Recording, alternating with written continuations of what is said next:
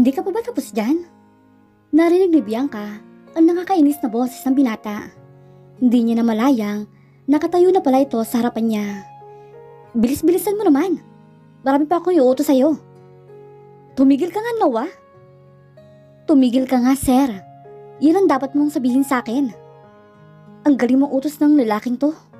Akala ba nito ay madali lang maglinis ng sandabakmak na sapatos? Ang dami-dami kaya. At ang dumi-dumi pa. Aniya sa kanyang sarili. Dahil hindi na siya makapagpigil, pinulot ng dalaga ang isang sapatos at binuto iyon sa binata. Buti na lamang, nakaiwas ito at lagayan ng DVD sa likuran nito ang tinamaan niya. Alam mo, I think you like me. Pahayag ni Noah at pinakrus pa ang dalawang braso. Siguro ginawa mo lang yun para halikan ulit kita. Masyado kang assuming, Noah. Napaka-KSP mo. Biglang namula ang dalawang pisngi niya dahil sa pagbanggit ni Noah sa halik na ninakaw nito. Lagi niyang ini-imagine dati na magiging magical ang unang halik niya. Makakaramdam siya ng fireworks at kuryente. Hindi bali na maging pose siya ng Meralco basta maging memorable ang unang halik niya. Pero sinira ni Noah ang lahat ng iyon. At ang masakla pa, umakto ito na parang walang nangyari matapos siya nitong halikan. Ngumisi lang ito na parang iniisip nito na natahimik din siya sa wakas. Maybe hindi naman talaga masama ang unang halik ko. Total may tsura naman si Noah. Wait nga lang, ano bang iniisip ko? Halos may ibang siya sa tinatakbo ng isip niya. Kahit na mag-snow pa sa kadiliman, hindi niya pwedeng isipin na mukhang tao si Noah. Reincarnation yata ito ng lahat ng masamang dumaan sa mundong ibabaw. Biglang naglaho ang iniisip ni Bianca nang yumuko bigla ang lalaki sa harap niya. Napakalapit ng binata sa mukha niya. Nakangisi pa ito na para bang alam ang lahat ng dumadaan sa isip niya. Na parang alam nito na iniisip niya na magandang lalaki ito. Naging blanko ang kanyang isip habang lalong lumapit ang mukha nito. Ano ba ang pumasok sa isip ng lalaking ito? Ano ba ang binabalak nitong gawin? Posible bang halikan siya uli nito? Natigilan si Bianca at naguluhan. Pipigilan ba niya ito o hindi? Ayan ka na naman, Bianca. Umayos ka nga. Inis na wika niya sa kanyang sarili. Bago pa tuluyang magdikit ang mga mukha nila, kinuha niya ang walang takip na bote ng kiwi at walang kakurap-kurap na pinahid iyon sa ilong ng binata. Sigurado ka bang fried chicken to? Mukha naman tong liver ng tao. Puna ni Noah habang pinagmamasdan ng chicken wings na niluto ni Bianca. Nakaupo ito sa kabisera ng mesa at tila itong prinsipe kung umasta. Nagpakawala ang dalaga ng buntong hininga.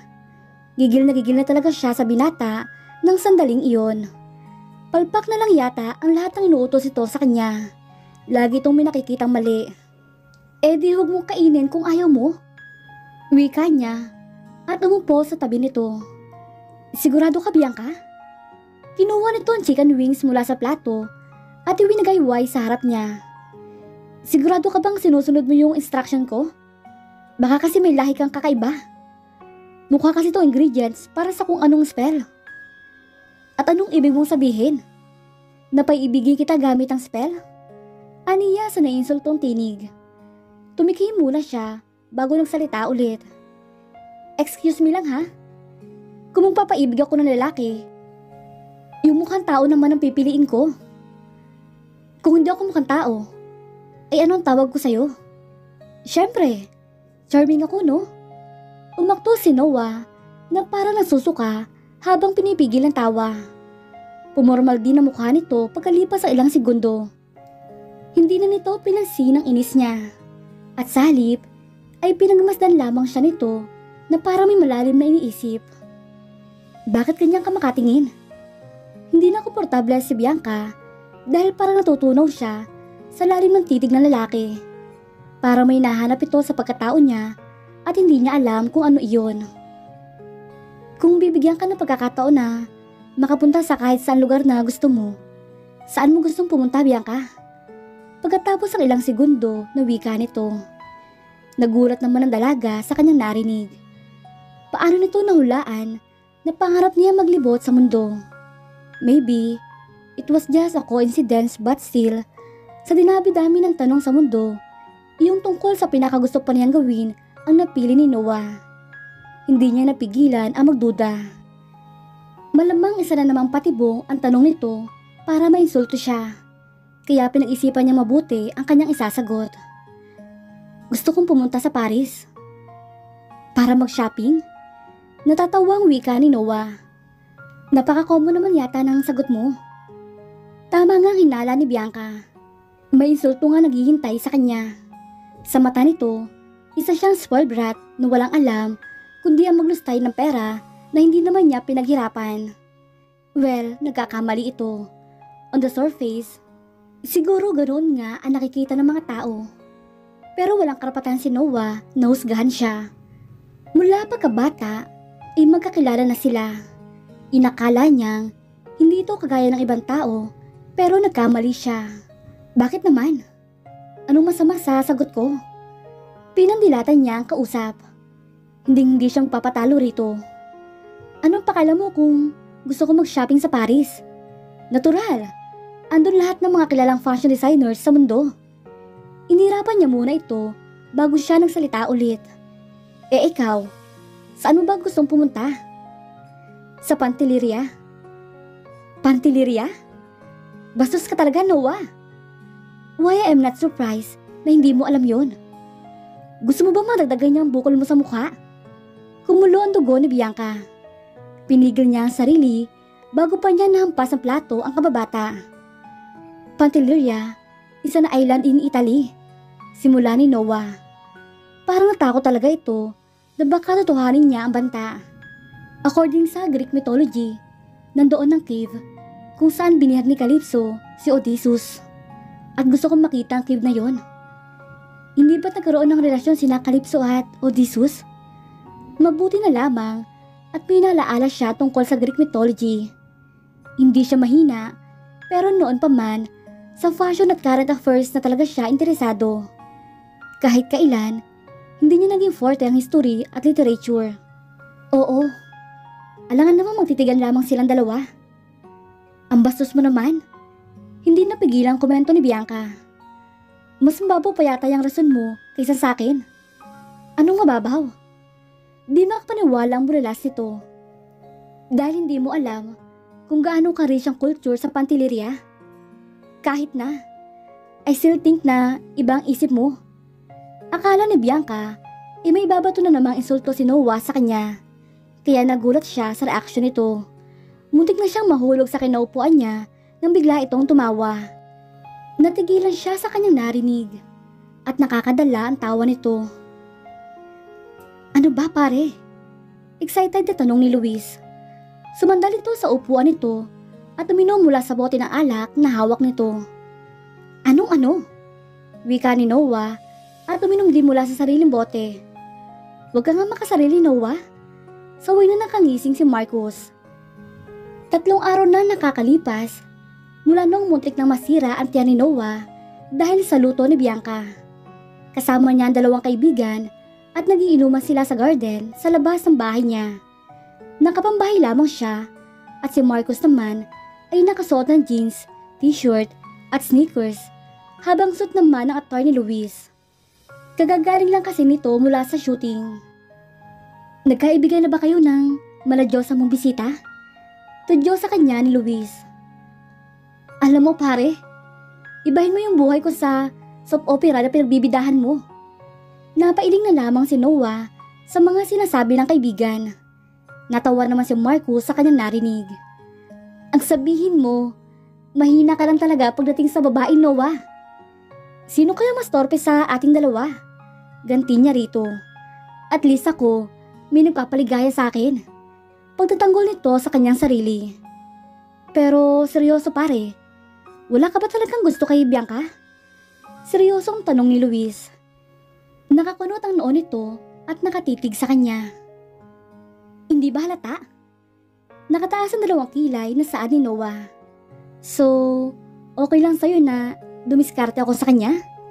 Hindi ka magagalit? Giit na wika pa ni Luis. Huwag mong sabihin na Type mo si Bianca? Dumilim ang kanya mukha. Hindi niya alam kung bakit, pero bigla siyang nainis dahil sa kanyang narinig. Kung tutuusin, bagay naman ang dalawa. Sigurado magkakaintindihan ang mga ito.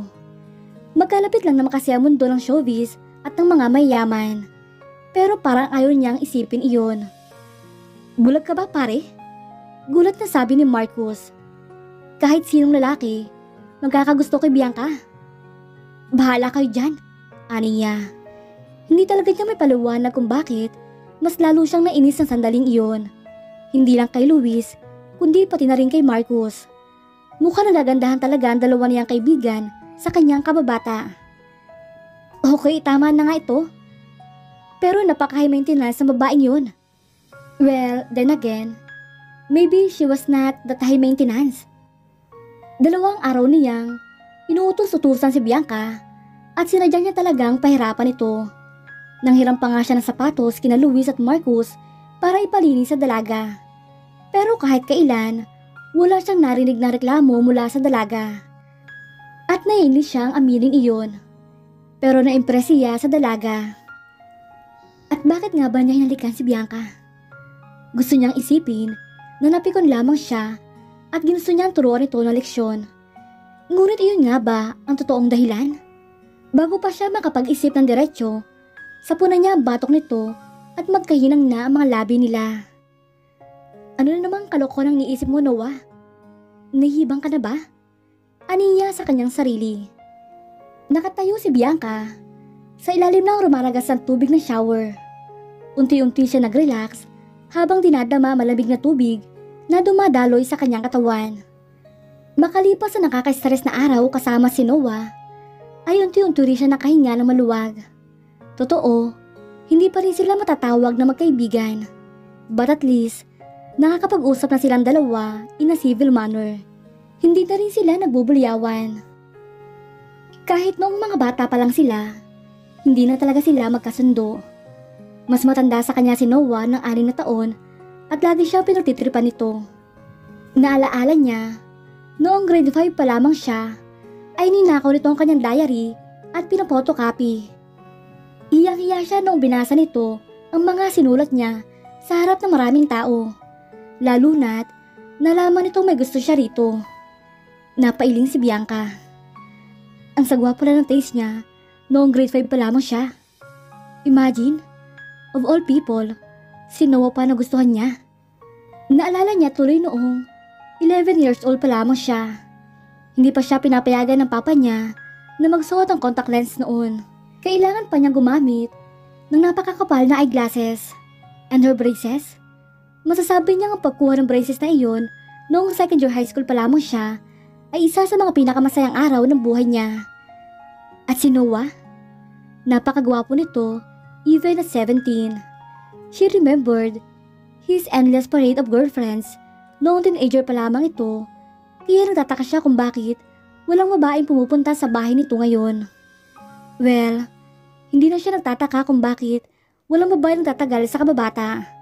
Noon pa man, napakasuplado ng binata. Hawak-hawak ni Bianca ang container ng shampoo na biglang bumuka sa pinto ng banyo. Namilog ang kanyang mga mata at nabitawan niya ang bote kaya bumagsak iyon sa tiles. Hindi na niya narinig ang tunog ng tubig mula sa shower. Tanging ang nagwawalang tibok ng puso niya ang kanyang narinig. Naka-frame si Noah sa pintuan, suot ang puting sando at pambahay na shorts.